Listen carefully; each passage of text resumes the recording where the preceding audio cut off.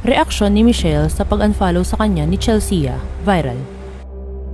Ikinagulat ng lahat ang ginawang ito ni Chelsea Manalo kina Michelle D at Atisha Manalo.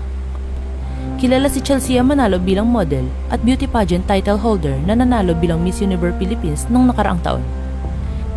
Lingid sa kaalaman ng marami, ang mga kapwa title holder o Miss Universe ay magiging malapit sa isa't isa. Nagiging magkakaibigan dahil nagbibigay ng payo at tips para sa darating na Miss Universe.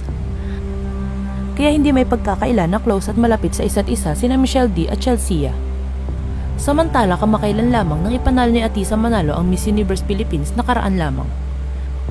Viral pa nga ang nangyaring pagkatapilok o dulas ni Atisa habang rumarampa sa entablado. Hindi naman ito nagpadala sa kanyang pagtumba at tuloy ang kanyang laban. Sa huli, iniuwi nito ang corona. Ngunit samot-saring komento ang mababasa sa social media dahil hindi naman raw ito kagalingan pagdating sa question and answer portion. Lutang at malayo raw ang sagot ni Atisa sa tanong ng isa sa mga judges. Deadma naman si Atisa sa kanyang mga bashers at patuloy pa rin naghahanda para sa darating na Miss Universe 2025.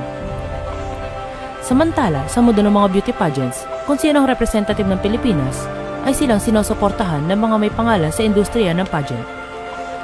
Ngunit mayroon yatang issue o away sa pagitan ni Michelle D at Chelsea Manalo. Na mapansin ng netizens na hindi na pina-follow ni Chelsea si Michelle D sa Instagram. Noon kasi ay nakafollow ito kay Michelle, naging si Atisa ay nakafollow na rin kay Chelsea. Agad namang bumuo sa mga ekspekulasyon ng netizens na pinapatamaan rin ni Michelle si Chelsea sa isang tweet nito na practice what you preach. Na-corner naman si Michelle at itinanong kung ano ang reaksyon niya sa pag-unfollow ni Chelsea. Aniya wala siyang kaalam-alam at ipinakita na lang ng kaibigan nila ni Atisa na nasa headline na siya. Wala rin daw away sa pagitan nila ni Chelsea at baka aksidente lamang na napindot nito ang unfollow. Sa ngayon ay wala pang payag si Chelsea tungkol sa usaping ito at nananatiling itong tahimik sa social media.